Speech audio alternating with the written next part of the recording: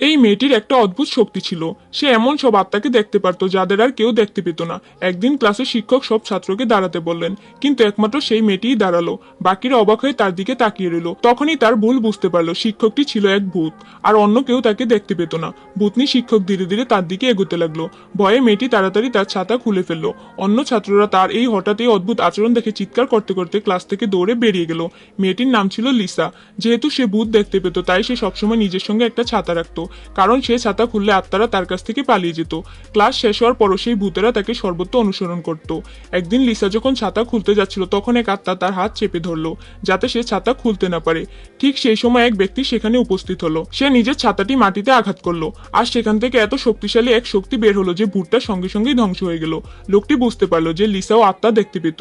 সে লিসাকে একটি লুকোনো গুহায় নিয়ে গিয়ে বলল, ভেতর থেকে আমার জন্য একটি পাখা নিয়ে আসো, কিন্তু সেখানে যা কিছু দেখবে কোনো কিছুর দিকে মন দেবে না, কারণ লোকটি একটু আগেই তার জীবন বাঁচিয়েছিল। তাই লিসা রাজি হয়ে গেল। গুহার ভিতরে সে পাখাটি খুঁজে পেল, কিন্তু তা তুলতে যাবার মুহূর্তে লাল চাদর পরা এক ব্যক্তি সামনে এসে তার পথ আটকায়। লিসা তাকে উপেক্ষা করতে চাইল, কিন্তু লোকটি তার হাত ধরে ফেলল। সে বলল, যদি তুমি এই মোমবাতিগুলো নিভিয়ে আমাকে মুক্ত করে দাও, তাহলে আমি সারা জীবন তোমায় রক্ষা করব। লিসার আর কোনো উপায় ছিল না। অনিচ্ছা সত্ত্বেও সে মোমবাতিগুলো নিভিয়ে দিল। সাথে সাথে জাদু ভেঙে গেল, আর শতাব্দীর কারাবাস শেষে লোকটি অবশেষে মুক্ত হয়ে গেল। সে নিজের চোখে বিশ্বাস করতে পারছিল না, এত বছর পর সে সত্যিই স্বাধীন।